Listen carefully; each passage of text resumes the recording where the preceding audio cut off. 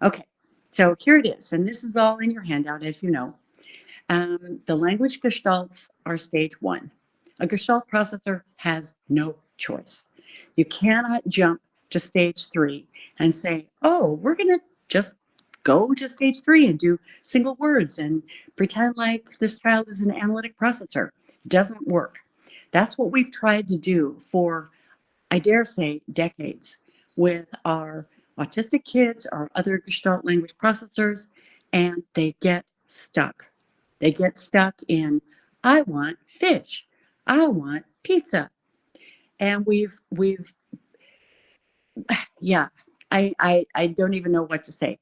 We've tried to make them an analytic processor when they are not, and it just doesn't work.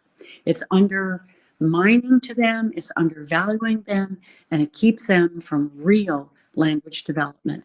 And that's what you're seeing here. Stage two, they break those gestalts down, and then they can say fish, pizza, and combine things in a way that at stage three are single word plus single word, just like we always wish they could have, but they did it in their own way so they could be ready for stage four, which is beginning grammar, and then stage five and stage six, which are more advanced grammar. We'll spell this out more in the next slides. Okay, let's take an example. This actually is a real example from the very first Gestalt language processor I ever worked with back in 1994 when I first heard about Barry Prasant's work and carried Ann Peters' book around with me wherever I went. So he heard this Gestalt from his big brother. Let's get out of here. He heard the next one from his mom. Want some more? So because we were savvy, I was working actually at the University of Wisconsin at the time, and the students and I were savvy to what was going on. So we could provide him some other gestalts so we could learn that let's get exists in lots of our gestalts. Let's get pizza, let's get water, let's get some more things, let's get our toys. It's a very common gestalt and a common mitigation. So stage two, mitigating, which just means changing it in some way, dividing up the gestalt into chunks. And so we get let's get, we get out of here, we get to mix and match by the end of stage two, and the child can say, let's get some more.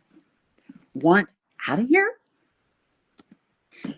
Okay, so stage three, and this goes rather slowly for children who are older than, let's say, 3 years old. If you're working with a family when the child is, between the ages of, let's say, 1.5 to 3, this is something that is so natural that it takes very little time whatsoever. If a child is older than 3, they've gotten some gestalts in their head, and maybe if they're not intelligible, people haven't acknowledged them. Maybe they thought they were bad, or that they were the old style dastardly echolalia, and they never really got the support that you now can give when you go back to your clinic or your school. Okay, so it's mitigating again at stage 3, dividing the little chunks now, the stage 2 chunks, into single words. And just like in stage 2, then combining them. So let's take that same example. Get more. Want out. So it's very natural, and this is an actual example from the very first child who was a Gestalt processor who I ever worked with. The little example down at the bottom is from another person, a mom and a professor, actually, describing what her son did when he got to stage 3.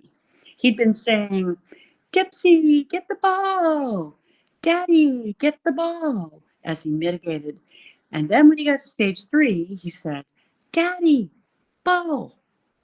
So just like my little one, who did the very same thing, my little one said, at stage two, he'd say, um, I gotta get lots of toys, and I gotta get the other toys, and I gotta get some more toys. And at stage three, he says, I toy.